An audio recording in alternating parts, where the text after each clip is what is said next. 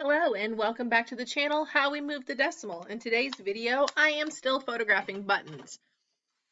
I recently found more of these button videos. My mother went to a thrift store and bought a tub full of vintage buttons for $11. I'm going through and counting all the buttons and making sure with these, because they're not on official cards, I don't know what they are. The previous owner had written on them, and I think she had either bought them or sold them because they have like 20 cents per button, 10 cents per button, stuff like that handwritten on there, but no details about what the buttons are.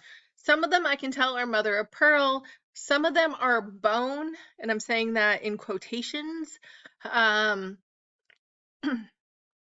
but I'm not going to list those when I list the materials they're made out of, because you cannot sell certain types of animal products on eBay. So bone can be a little iffy, ivory, stuff like that. So I will list like vintage buttons and just show the pictures and the pictures with the cards. People can infer, would I get more money if I knew what these were? Yes. Would I get more money if I had my act together and was actually listing stuff on eBay all the time? Yes. So I know what I should be doing. Am I doing it? No. Again, it's just crazy end of year busyness at our house, so we're not getting anything listed at all. I'm lucky to be making videos, honestly. I've been working full days most of the time, so I'm not having time while my kids are in school to record everything. And when you have 3 kids in the house, you cannot record anything while they are home. But I have photographed the entire box of buttons. I have went through all of that. I've just haven't listed any of it. I do write down everything and I take a picture of what I wrote down. So when I go back and go through my pictures, I know what to put in the listing, but I have, again, yet to do any of that. I think I have 4 tubs of clothing currently photographed and in the quay or queue. Do you say queue or quay? Ready to go. And then in the month of June, I'm going to be putting our store on vacation for several weeks at a time, possibly also in July. And unfortunately, we're looking at possibly having to put it on vacation in October, one of our busier times. Fourth quarter tends to be busy for most people. It is not busy for us as a store, just based on what we sell. Fourth quarter is meh. It's not horrible. It's not great. It's right in the middle. Because I sell a lot of like bread and butter clothing, school appropriate clothing, uniform compliant clothing, our biggest times are July, August, September, and even into a little into October. So I know putting my store on vacation for 2 weeks in October is going to hurt, but I was just looking at the calendar, and honestly, I probably should have put the store on vacation the past couple weeks here because we have had a hard time juggling on who's going to drop off the orders. I have not listed a single item on eBay since the end of March, and I'm still consistently selling items every week. I am doing promoted listings. I am ending and selling similar on items that are going to end that day. I am being active in the store. I'm just not listing anything. Am I selling the quantity and level that I was selling when I was actively listing? No. Am I still selling roughly 7 to 10 items a week? Yes. Am I doing most of the sales on the weekends? Also, yes. This past weekend, we made around $200 and sold about 5 items, which, when you're looking at the people, I was like, I made $1,000 day. Yeah, I'm not doing that. I'm like, I made a $500 week. That's great. I will take that all day long.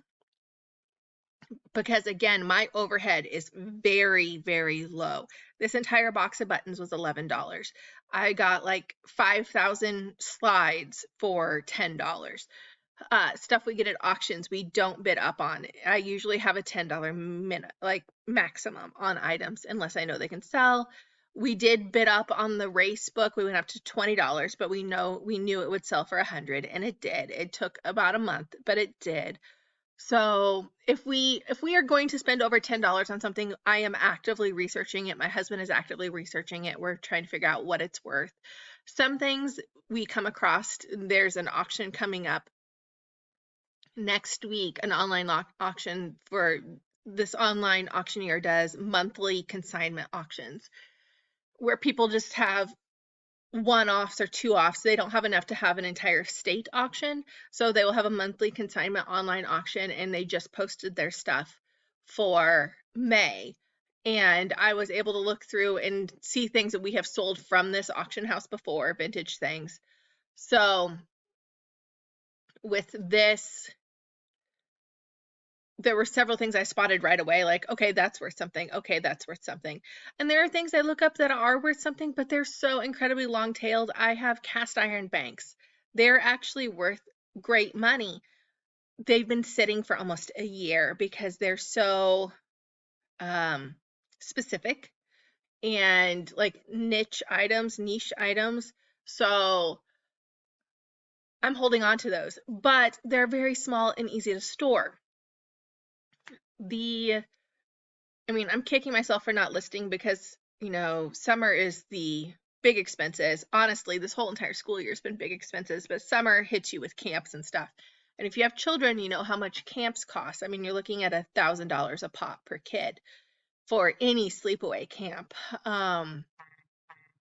Vacations, swim lessons, pool passes, all of that costs money. And we tend to use eBay to pay for the extras. We do not rely on eBay to pay our bills. That's our number one. We don't rely on this to pay our bills. If we relied on it to pay our bills, I think I'd be a lot better at it, but we rely on it to pay the extras. So camps, vacations, maybe an extra activity.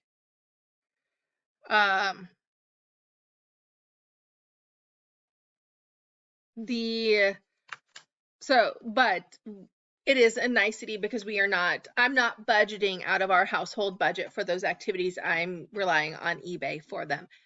We were incredibly lucky when we were actively listing in January and February that those were very, very good months for us. And since they were good months, we were able to save up for the summer. So luckily, again, all of our earlier sales this year are making up for me just not getting my life together, not being with it at the end of the year. They told me middle school was gonna hit different. I didn't realize that the amount of crap you have to do with a middle schooler. So it is what it is. I'm hoping to get back to it. I will have a couple weeks when I'm out and the kids are in, so I will have more time hopefully then. Fingers crossed.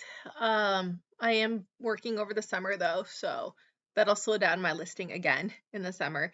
Plus multiple camps and activities. I think in June we're doing something every week, and in July we're doing something every week but one. So it's very, very busy around here. I just need to get organized and prioritize and get stuff together. But as for many part-time resellers, this is very low on my list of things I need to get done and get together. When your house looks like a dumpster fire, eBay is very low on the list, unfortunately. So, but I promise I will get my act together. But let this be uplifting, I guess, to those of you that are very part-time resellers. Again, I haven't listed anything since the end of March, and I'm still selling around, probably not 500 a week, but close to it. Now, could I go all summer with this? No. Do I think I could have done this if I had less than 500 listings? No. I think the fact that I had, when this all started, when I stopped listing, I had 700 listings. So, and I'm down to like 630 something, I think. I think if I drop below 600, if I get in the 500s again, I'm not going to be selling. Also, I am promoting my listings, so I am wasting money promoting my listings. When they sell, it takes a portion of it. I will say also, all of the sales I have made since I stopped listing in March have been promoted listings. I have not made a sale on anything that I have not promoted. So And I don't promote my whole store. There are, very low dollar items I won't promote. But in some high dollar items, if they're unique, I won't promote. I don't need to promote one-off vintage antiques because there's not a lot of those. If there's only 15 total on eBay, I don't need to promote mine. But I've only sold promoted listings. Granted, that is the run-of-the-mill, very average clothing, vintage items that are more popular. I've been selling those. I made a huge slide sale over the weekend. I sold 3 very large lots. All in all, it was about 500 slides I sold over the weekend to the same person. Would promoting those have helped? Probably not, because that person was looking for those slides. And I do believe they looked in my store for those slides, but I was able to make quite a large sale on those slides without promoting them. So be aware of that. But I am selling promoted listings. Hands down, more promoted listings than not promoted since I've been not listing frequently. I used to not promote listings right when I listed them, so I would let them go a month before I promoted them just to see if they would sell. Obviously, I haven't listed anything new in a month and a half, so I don't have as many unpromoted listings as I do promoted. I am ending and selling similar on listings. I'm doing that not every day. I cannot say I'm consistently doing that every day, but I am doing that multiple times a week, so my store is remaining active. I'm making sure I'm up to date on all my feedback I've left for buyers, answering questions, sending out offers. The more you are active, and this is just my algorithm theory, but the more active you are, I think helps the algorithm almost as much as listing. Do I think listing giving you a big boost? Yeah, it does. But I think also if you're active in sending out offers and accepting offers and negotiating, I think that also helps with the mythical algorithm that, is the God over all of us. But so doing that, I've done that. Again, I'm making between $300 and $500 a week doing this. It's not big sales. It's not the crazy YouTuber sales, but it is money. It's money coming in. I've also fallen behind on my bookkeeping and record keeping, and I really don't want to get smacked in the face in July when I go and do the first half of the year, which those of you that have watched my videos previously, I make sure all of my books are up to date fiscal year and calendar year. So January 1st, July 1st are my 2 dates that I want to do inventory, and I want to make sure my books are current. I did not pay quarterly taxes last year because I did not make enough each quarter that I would have a penalty for not paying them. I was very worried first quarter with how good our sales were doing that I would need to pay quarterly taxes first quarter or I would get a penalty. I do not, because I just dropped off in March. So I guess go team. So I don't have to pay quarterly taxes for first quarter, but, and I won't for second quarter the way it's going right now. So just be aware of that. If you pay quarterly taxes, you probably have your crap together more than I do. I don't pay quarterly taxes. I've only been smacked once for it, and it was only a $3 fine, so it wasn't horrible. So that's nice, but I always like to keep up and at least know where I stand. And there's a bunch of stuff going on at the back end at my house right now, career-wise, that I may talk about later on, so we'll see what happens there. But it could change everything again for us. So thank you for watching the video. Please like and subscribe and have a wonderful day.